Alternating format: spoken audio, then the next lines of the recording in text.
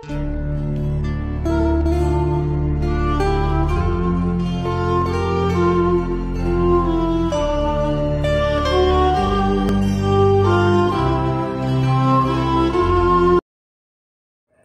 irmãos, que o Eterno abençoe a todos, graças ao Eterno, mais uma oportunidade que nós temos de estarmos na sua presença, aprendendo um pouco mais da sua palavra, aprendendo um pouco mais da sua Torá.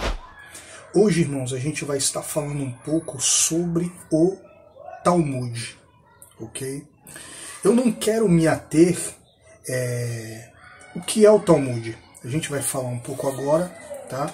Mas, na verdade, eu quero despertar as pessoas a atenção, né? Para ter muito cuidado quando lê o Talmud, porque vai se deparar com muitos textos pesados, entendeu? E muita gente que tem se levantado para pregar contra a Torá, contra a palavra do Eterno, tem usado textos do Talmud, né, interpretado de qualquer maneira e falado, ó, olha aí, ó, tá vendo? Isso aí é Torá, okay? Lembrando que Talmud não é a Torá, a palavra do Eterno. Falando a grosso modo, o objetivo do Talmud é ajudar, né, as pessoas a entender e viver melhor o mandamento. Porém, tem muitas coisas difíceis de entender. O próprio Mashiach, ele fala, vocês criaram leis que os homens e nem vocês conseguem suportar. Então, a partir do momento que o Talmud ele é colocado acima da lei, acima da palavra do Eterno, se torna complicado. O que é Talmud? O Talmud é o nome que se dá a duas obras que foram preservadas à posteridade como um produto das escolas palestinas e de Babilônia. Durante o período amoraico que se estendeu do 3º ao 5º século da Era Comum. Uma dessas compilações é intitulada Talmud de Jerusalém e a outra Talmud Babilônico. Até aqui, irmãos, só, tá? Eu quero ler aqui um texto do Talmud e a gente vai ver aqui dois irmãos abençoados, né?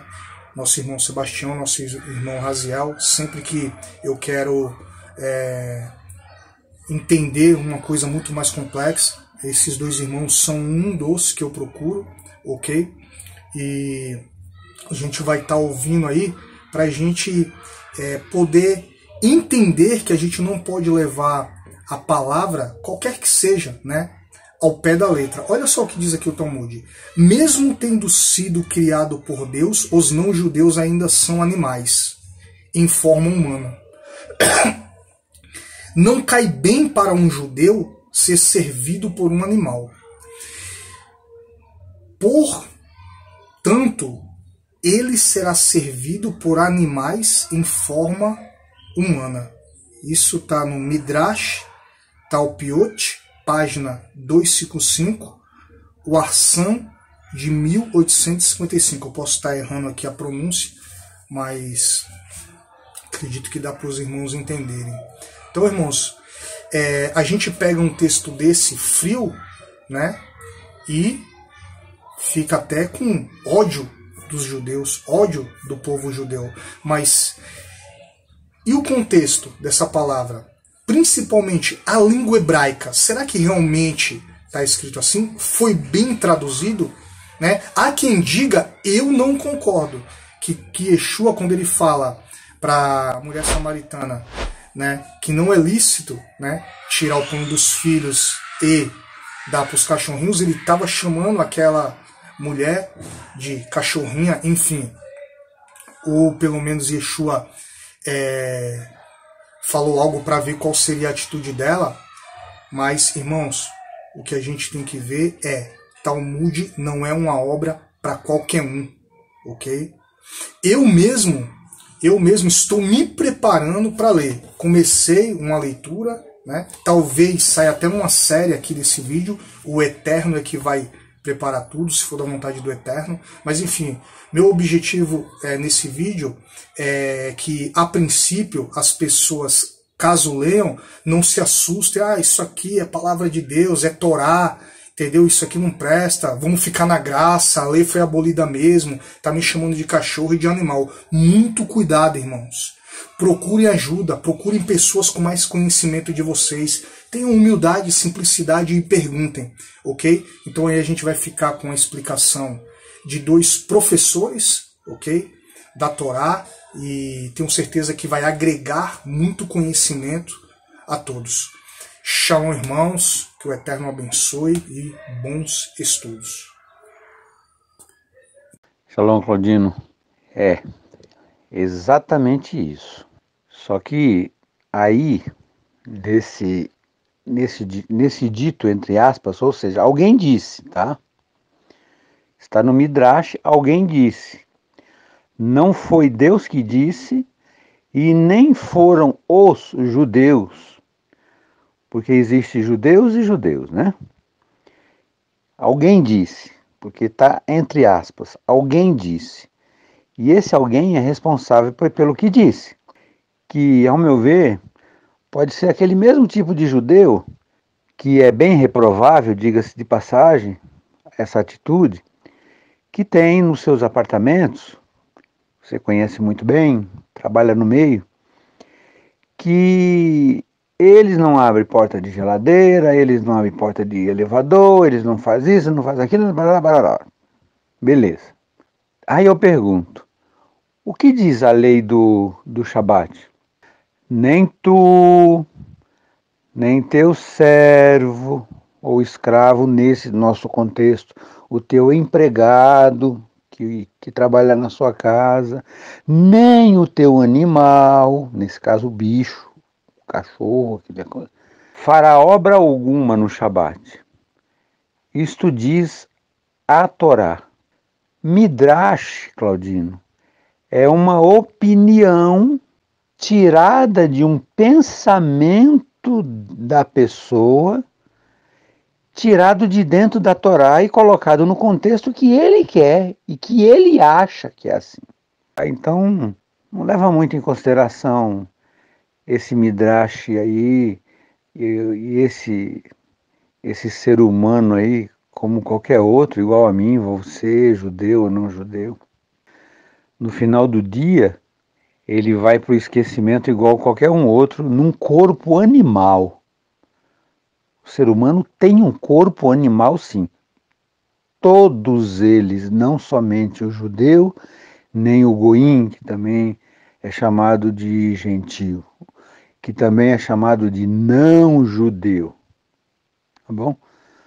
Então, Claudino, esse termo é um termo muito impreciso. É por isso que é importante a gente ler em hebraico, entendeu?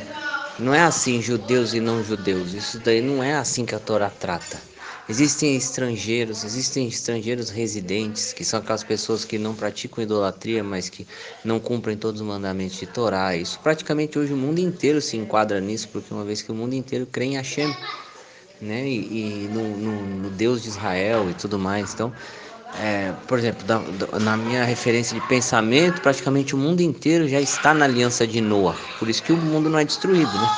Não, se fosse só os Benei Noah que estivessem na aliança de Noah, o mundo já tinha ido pro chapéu, né? Porque a China, com certeza que não ia. Fez a aliança do arco no céu e falou: essa é a minha aliança que eu não vou inundar a terra. Qual que é a aliança? Sábios explicam. São os mandamentos noéticos. Isso foi estabelecido pelo cristianismo e pelo islamismo, como eu explico, né? Então, existe o termo para não judeus, existem vários termos na Torá. Existe o Ger Toshav, que é o estrangeiro residente, que eu acabei de falar. Existe o Ger Tzadik, que é o convertido, né, que é o estrangeiro que se converteu, não judeu que se converteu e cumpre Torá. Existe o termo Goi, Goi são nações, é um termo genérico. E existe o termo Ovdei, são os Ovdei Kohavim, que são os adoradores de estrelas. E esses são os pagãos, certo? Então, no Midrash, ele está fazendo referência aos pagãos ou aos gentios. Tem outras horas também que os idólatras são chamados de gentios também. Então, mas tem a conotação de idolatria. A partir do momento que a pessoa já está cumprindo as leis noéticas, né, os mínimos requisitos morais que estão estabelecidos nas leis noéticas, já não é mais considerado como esse gentil, né, dessa forma. Ademais, essa filosofia de que os não-judeus servirão, são como animais, ele vem justamente da questão de que o animal ele não tem consciência. Então, se a Torá ela traz consciência, a pessoa que não segue nenhum preceito de Torá, então veja que essas pessoas que já seguem os mandamentos noéticos, as 7 mandamentos, né, como os cristãos e os muçulmanos, eles já não se enquadram nesse requisito de animais, porque o animal é aquele que não tem consciência dos seus atos. O animal é aquele que age instintivamente apenas pelos seus desejos, certo? Então, é nesse sentido. Então, óbvio que quem age pelos desejos, o corpo ou os animais servem os seres humanos, né? Porque ele não tem consciência dos seus atos, logo ele precisa da razão humana para conduzir bem, para dar comida para ele na hora certa, para cuidar da doença dele, etc, etc, etc, né? Então é dentro desse requisito. Não é assim tão genérico, quem nasceu judeu, quem não nasceu judeu, então vai servir ao judeu. Não é dessa forma. Não, então, o problema é que assim, né, Claudino, com relação ao Talmud, as pessoas acham que o Talmud é um livro como a Bíblia, assim, que eu leio e posso interpretar. Isso é uma interpretação protestante, né? Nem o catolicismo concebe a Bíblia dessa forma, né? O judaísmo também não concebe a Bíblia assim, vou ler a Bíblia aqui, eu vou entender o que está escrito. Você não entende o que está escrito, porque é uma outra linguagem de outro tempo, entendeu? Que está querendo dizer coisas ali que o seu compreendimento que você tem com a sua mentalidade de hoje não vai captar. Então você precisa ter consciência disso. Então o Talmud, que o próprio nome diz, né, é um livro de estudo. Não é um livro que eu pego, leio e entendo ele completamente ali, tal, o que seria na mentalidade protestante essa palavra de Deus e tal, né? Não, veja que a palavra de Deus na concepção judaica é algo vivo, é algo que se compreende. E para se compreender, o Talmud é fundamental porque ele é justamente o que nós chamamos de Torá oral. Por que existe uma Torá oral? Mas está escrita, sim, está escrita para que não se perdesse na diáspora. Então foi necessário, os sábios acharam necessário se escrever não de forma congelada, é isso aqui, é aquilo ali, não. Mas que a mentalidade oral que era transmitida nos estudos dentro dos Beit Knesset, né, das sinagogas da época, ficasse viva nas sinagogas e sendo estudada, né? Então o Talmud, que demorou 700 anos para desenvolver, é uma obra monumental em todos os sentidos. Não é uma coisa simples. É uma coisa assim que a Mishnah foi um compilado do tempo da época dos Tanaim, que fala, né? Que são as pessoas que viveram na época do Segundo Templo ali, que carregaram aquela tradução e que foi compilado em Avni, né? No concílio de Avni que teve ali, né? No Sanhedrin, que foi estabelecido em Avni. A Mishnah, né? O próprio nome diz para decorar. Então deve ficar, já cumpre aquilo que está sendo dito na Torá, né? Veshinantam levanei de Bartabam, né? Que é para você, veja que Shina, né? Essa raiz da palavra está em Mishnah e em Veshinantam, né? Então é da mesma raiz, porque para você inculcar isso na cabeça. Ou seja, existe uma dimensão da Torá que você precisa decorar de fato, certo? As Mishnayot, elas são a alma dos ensinamentos da Torá interpretado pelos sábios, certo? De forma que deve ficar na boca das pessoas. A Gemara, ela é mais ligada ao intelecto, então ela vai pegar a Mishnah e ela vai explicar. Só que isso demorou meio milênio para ser composto, estudado, revisado e colocado ali o que hoje é estudado. E assim, não parou, porque até hoje se comenta, se estuda, se comenta, se descobre e tal. Então, a Torá para nós é uma dimensão muito... o que é escrito no Pentateuco, né? No Chumash, que se fala, os 5 livros, é uma coisa que não dá para você entender quando você pega aqui, eu vou pegar uma tradução e vou ler e vou entender o que está escrito. Não entende, cara. Você vai entender uma dimensão interpretativa desse tradutor. João Ferreira de Almeida interpretou o texto. Não sei se foi o texto hebraico ou o texto grego, que ele fez a tradução, não sei qual foi o códice que ele utilizou, mas ele interpretou. Ele teve que escolher quais termos seriam adequados para transmitir aquela mensagem, seja em hebraico, seja em grego, né?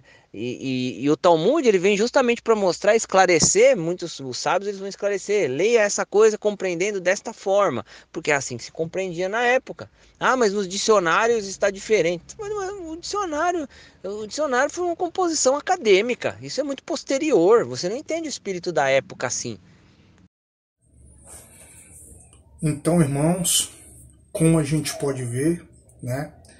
Principalmente quando se refere a Talmud, a Torá, a gente não pode interpretar de qualquer maneira, ao pé da letra, ok? Temos que pedir ajuda ao Eterno, tem que pedir ajuda ao Ruach do Eterno, temos que pedir ajuda aos mestres da Torá. 1 Tessalonicenses capítulo 5, versículo 21. Examinai tudo, retenha o que é bom. Então, irmão, fica aí o aviso. Não caia, né, de cabeça no Talmud sozinho. Peça ajuda, ok? Se prepare. Talvez você que está iniciando aí estudar as escrituras no contexto judaico, nem esteja na hora ainda de migrar para o Talmud. Estude as Parashá, ok? Estude as Parashot aí, que já está de bom tamanho. Shalom, irmãos, fiquem na paz do Eterno, que o Eterno abençoe a todos.